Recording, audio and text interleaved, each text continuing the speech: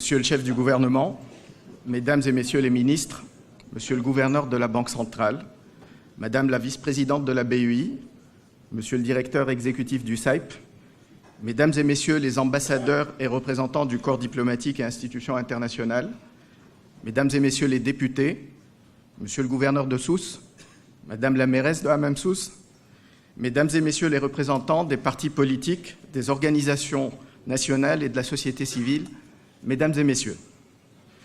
Notre président s'est exprimé en arabe et pour vous rappeler notre identité plurielle, je vais m'adresser à vous en français. C'est aussi un petit clin d'œil à ce sommet de la francophonie que la Tunisie organise en 2020. Notre thème, cette année, l'entreprise et les réformes de rupture. Nous allons décliner en 3 volets. Changer politique monétaire, fiscalité, marché du travail et métiers de demain. L'exposé des motifs vous a été fait. La situation économique du pays nous positionne aujourd'hui comme un pays fragile. Il y a bien sûr des réformes sur lesquelles l'exécutif planche déjà. Nous avons voulu focaliser ici sur les réformes où on entend souvent « oui, mais c'est compliqué, ce n'est pas le moment ». Notre thème commence par l'entreprise. L'entreprise reste au cœur de nos préoccupations à l'IACE. L'entreprise privée doit et est le moteur de l'économie. Le chancelier Helmut Schmidt, qui était social-démocrate, avait énoncé son fameux théorème « Les profits d'aujourd'hui sont les investissements de demain et les emplois d'après-demain ». Il est sain que les entreprises gagnent de l'argent, même si le modèle capitaliste aujourd'hui semble s'essouffler avec l'accroissement des inégalités et qui est quelque chose qui nous concerne. Je ne vais pas me faire des amis peut-être ici en citant Thomas Piketty et sa théorie de la rémunération, en fait, qu'une rémunération du capital qui est supérieure à la croissance accroît les inégalités. Ceci étant, un rapport d'une ONG comme Oxfam ne fait que confirmer sa théorie et il y a des tendances assez inquiétantes de par le monde. Que dire alors des profits d'une économie parallèle qui échappe à l'impôt, qui précarise les salariés et qui prive notre secteur bancaire de sa liquidité? Nous parlons ensuite de réforme. Certains diront qu'il n'y a pas lieu de réformer, il y a juste à appliquer la loi. Post-révolution, nous avons constaté un certain relâchement. Peut-être que la situation sécuritaire y est pour quelque chose. Mais pour rappeler les mots du président Mitterrand, gouverner, ce n'est pas plaire. Et laissez-moi vous dire, réformer, ce n'est pas plaire non plus. Une réforme est toujours porteuse de changements, de risques. La nature humaine est averse au changement. On sait ce qu'on perd, on ne sait pas ce qu'on gagne. Bien sûr, idéalement, il faut procéder par étapes. Siyasat el-Marahal, comme tout bon Tunisien connaît. Notre président Bourguiba avait dit « Être réaliste, c'est préférer une réforme modeste qui en permet une autre à un miracle impossible. » Cela lui a permis de réformer le pays sur le plan sociétal, avec en particulier l'éducation, la santé, le planning familial et le statut de la femme. Alors, quelle est notre vision, quel est notre projet tunisien pour le XXIe siècle? Et puis avons-nous encore le temps, ce temps que le progrès scientifique a accéléré? On a entendu post-révolution des discours où on nous disait « pour le moment c'est le temps du politique, l'économie suivra ». Mais nous le savons tous, l'économie n'attend pas, on ne peut pas mettre sur pause. L'économie, nous la respirons, nous la mangeons, nous la vivons. Ce temps perdu nous rattrape aujourd'hui avec une marge de manœuvre qui s'est encore plus réduite.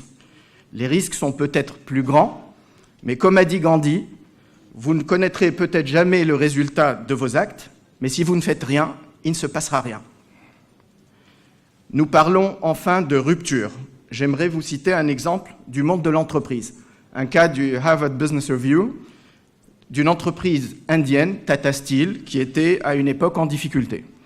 Le dirigeant nouvellement désigné pour la diriger a constaté qu'il avait une faible productivité et un nombre d'employés au-delà du nécessaire.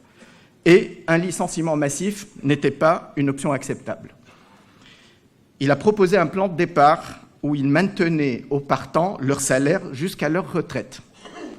Ça paraît totalement contre-intuitif. Mais cela lui a économisé toutes les hausses futures sur une masse salariale déjà importante. Si nous transposons à notre fonction publique, Un tiers de 6% d'augmentation sur 16 milliards de dinars de masse salariale, c'est une économie de 300 millions de dinars annuels, sans les intérêts composés. Quand on parle de rupture, un pays dans le monde aujourd'hui tire toute son énergie de sources renouvelables. C'est le Costa Rica. Il me semble aujourd'hui que 60% de notre consommation de devises est pour payer la facture énergétique. Alors, cela pèse aussi lourdement sur notre balance commerciale et cela a les conséquences que nous savons sur la dégradation du dinar. La puissance électrique actuelle installée est de l'ordre de 5,5 gigawatts. Même si nous tablons sur une puissance future de 10 gigawatts, combien faudrait-il investir pour tout ou presque tout basculer en éolien et en solaire? Cela stabiliserait le dinar, mobiliserait des capitaux privés en PPP et développerait un écosystème pour notre pays, un écosystème du futur. Nous pourrions aussi faire de la finance carbone 2.0 avec les crédits générés. Il faut négocier la vente de ces crédits dans le marché européen aujourd'hui qui s'appelle l'EU ETS, où la tonne carbone a atteint 20 €. Ça peut se faire dans le cadre de l'ALECA. Cela impacterait aussi notre image et notre tourisme. On serait un pays écologique. Et ensuite, on peut aller plus loin. Nous n'avons pas eu Peugeot et Renault, alors allons directement aux véhicules électriques. Notre président vous a rappelé tout à l'heure notre contexte national difficile. Le contexte international n'est pas plus simple. Instabilité forte de notre région, montée des nationalismes, coup dur pour le multilatéralisme, accroissement des inégalités, problématique mondiale du danger climatique, et vous savez qu'il y a la COP24 actuellement en Pologne à Katowice, et disruption technologique qui aura un impact fort sur le marché du travail. Nous devons agir, et vite. Quand on parle de nationalisme, il faut penser à l'ECA et changement de gouvernance dans l'Union européenne en 2019. Est-ce que nous aurons les mêmes possibilités de négociation avec une nouvelle équipe qui sera sans doute moins ouverte sur son voisinage? Et c'est une réalité. Le multilatéralisme s'effrite et le barycentre économique du monde se déplace à l'Est. En 2030, la Chine, l'Inde et l'Afrique représenteront chacune 1,5 milliard d'habitants et collectivement la moitié de la population de la planète. Sommes-nous positionnés par rapport au projet pharaonique du président Xi Jinping de nouvelles routes de la soie? Est-ce qu'on peut imaginer de nous relier mieux à l'Afrique subsaharienne? Sans vouloir dévoiler ce que nous allons débattre, j'aimerais tout de même insister sur ce qui suit. Pour réussir, il nous faut un changement profond d'état d'esprit. Passer du contrôle a priori au contrôle a posteriori. Plutôt que de dire tout est interdit et voilà ce qu'on autorise, préférez tout est autorisé et voilà ce qui est interdit. Pour réussir, il faut faire. Les constats, on les a. On est tous plus ou moins d'accord. Savons-nous et pouvons-nous appliquer les remèdes préconisés? Avons-nous formé les agents publics? Avons-nous une fonction publique capable de mener ces projets? Avons-nous fixé des objectifs? Savons-nous communiquer pour avoir l'adhésion, vaincre les résistances, instaurer la confiance et ne plus avoir de ligne rouge? Pour conclure, nous sommes de ceux qui veulent croire ou voir le verre à moitié plein. Nous sommes de ceux qui croient que nous pouvons réformer, même dans ce contexte difficile et en année électorale. J'aimerais inviter sur scène un groupe de lycéennes de Kasserine, prix de musique du ministère de l'Éducation, porteuses d'un message d'espoir pour le pays, porteuses de l'énergie de la jeunesse et de la femme tunisienne, grâce au travail de l'association Tunisia Etiet que j'aimerais saluer.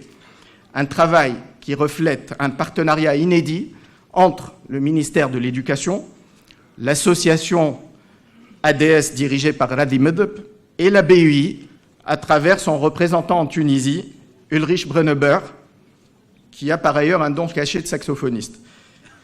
Merci Madame la Vice-Présidente, on n'attendait pas la BUI sur ce terrain. Cette révolution musicale a impacté 24 gouvernorats, 9000 lycéens et mérite notre soutien à tous. Einstein a dit « L'imagination est plus importante que la connaissance ». Alors, je les laisse nous transporter et je vous laisse imaginer.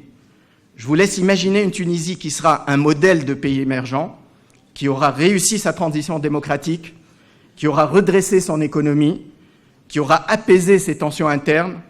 Cette Tunisie que nous aimons tous.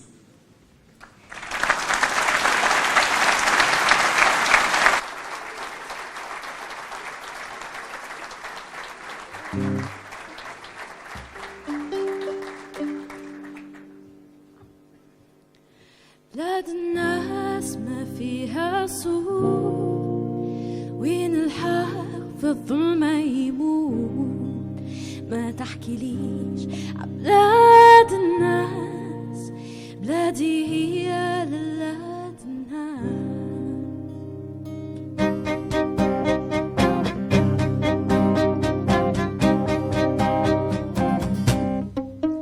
بلاد الناس ما فيها سود، وين الحق في الظلمة يموت.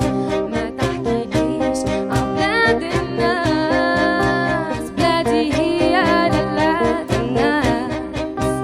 أنا الحق أنا الصوت يدوي في الظلمة ويكسر الحيوط. أنا لسان على بلاد ويغير يقول الحق مهما يصير. أنا حب الناس، أنا وطن الناس، أنا شعب اتهان ودار عليه اسمان. أنا الحق أنا الصوت، أنا شعبي يعيش مش غدوة يموت. أنا حب الناس، أنا وطن الناس، أنا شعب اتهان ودار عليه اسمان. أنا الحق أنا الصوت، أنا شعبي يعيش مش غدوة يموت.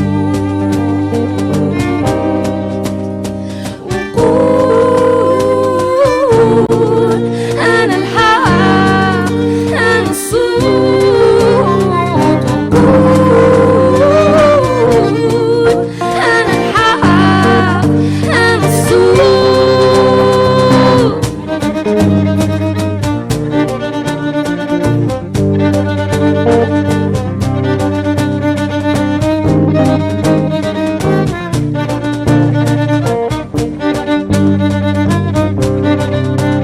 أنا الحلم اللي اتقالت بالهمس، أنا في الظلمة نحلم بالشمس. ما تحكي ليش عبلاد الناس، بلادي هي لولاد الناس.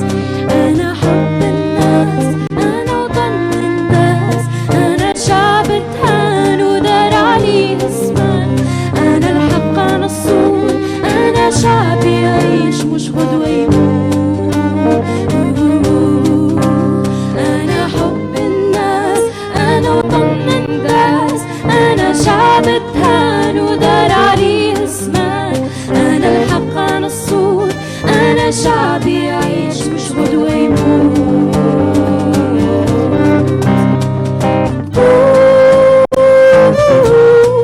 أنا الحق أنا الصوت.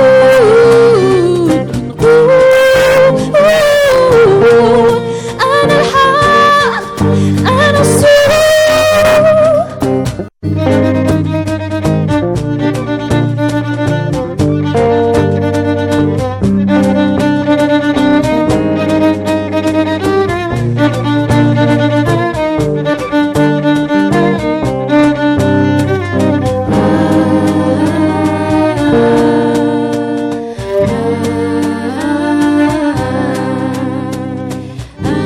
بلاد الناس هي بلاد فيها غدوة أصعب وأخيب من كلمة اليوم. بلاد كبيرة أما شعبها عايش مظلوم.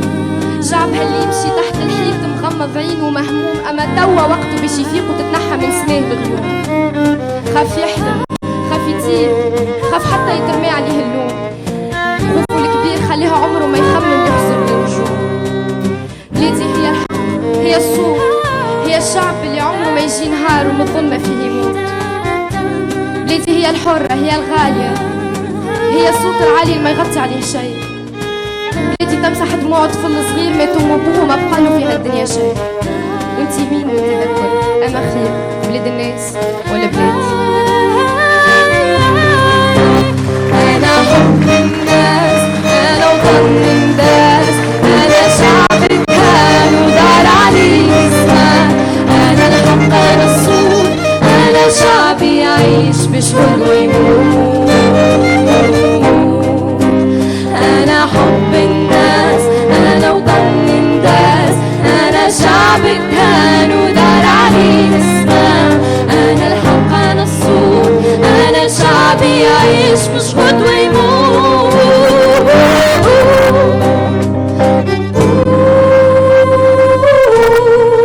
أنا الحق أنا الصوت.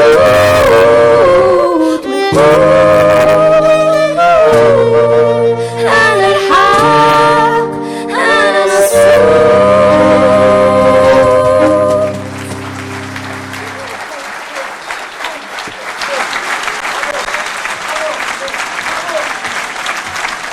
لازم نقبلهم.